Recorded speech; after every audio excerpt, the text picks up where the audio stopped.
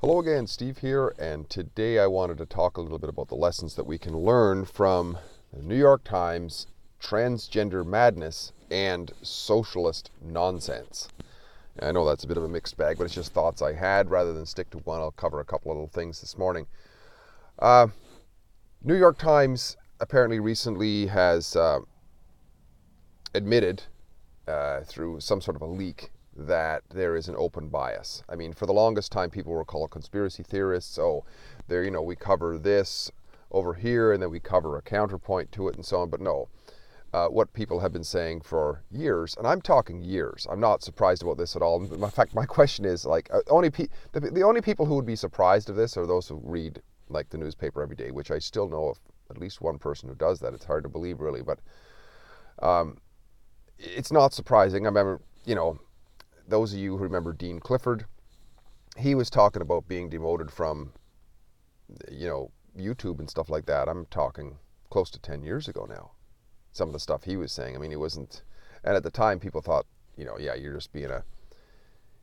just angry, or whatever. No, this has been known about for a long time. It's historical too. It goes back a long time. I mean, because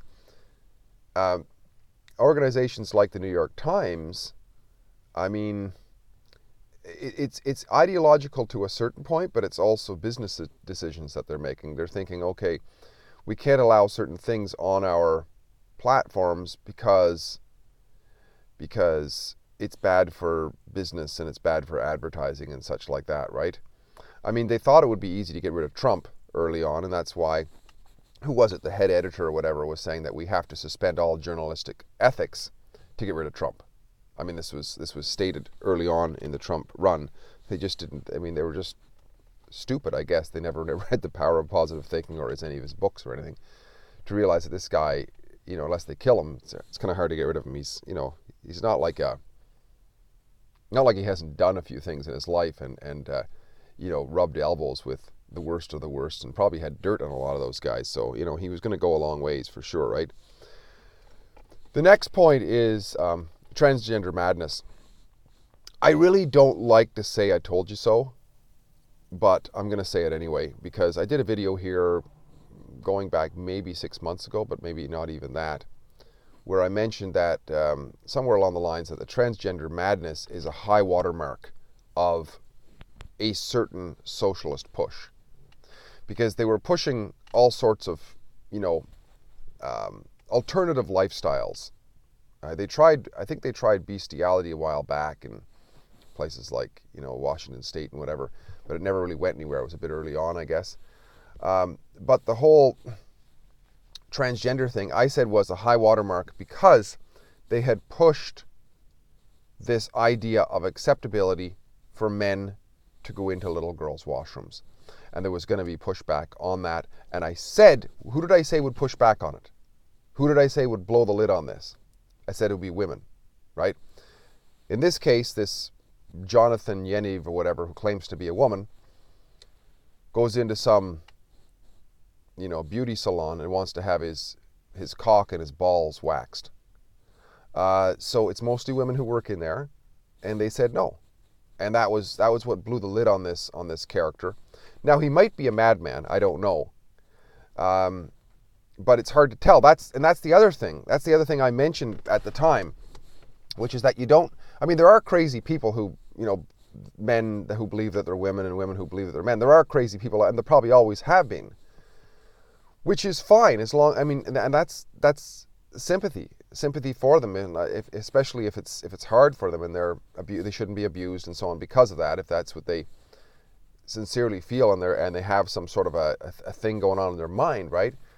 But the problem is that when you have social acceptability of this craziness, then somebody eventually is going to take advantage of it. And we don't know with this character. Although a lot of people are suspicious because the things that this guy is getting away with are just absolutely outrageous. Threatening people, threatening to shoot people, threatening to taser people, threatening all kinds of stuff, doxing of other transgender people, and so on. This guy might just be an opportunist. Which leads me to another point, too, which I'm really sort of relieved of. I noticed over the last 6 months especially since there's really, like at the high water mark, it's when it's always the craziness, right?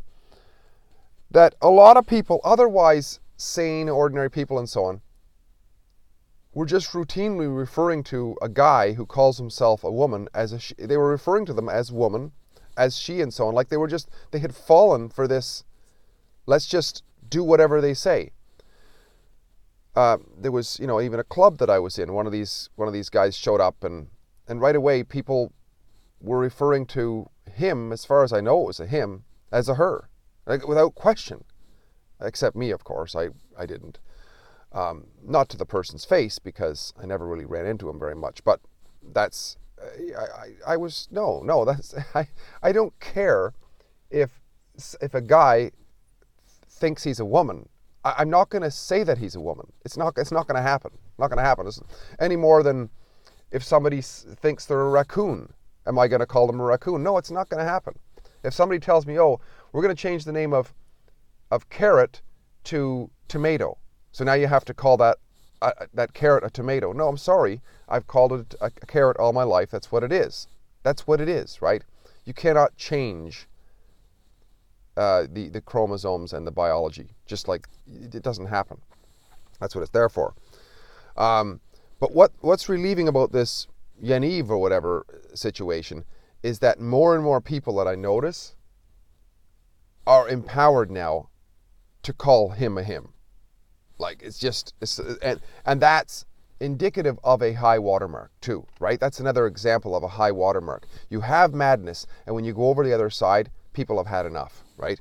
And this is the case, which is unfortunate in some ways, because there could be legitimate people who are, somebody who's not just trolling everybody like this Yaniva, I suspect probably is, and who might feel bullied otherwise, and they're not going to get any kind of respect now either. Not as much anyway. Not that they necessarily need it, but some people need protection. Let's face it. We need to approach people with the benefit of the doubt initially, right? Okay, socialist nonsense. I heard a little presentation by Ben Shapiro and he mentioned AOC and how AOC had called capitalism irredeemable. She calls rich people evil and all this sort of thing.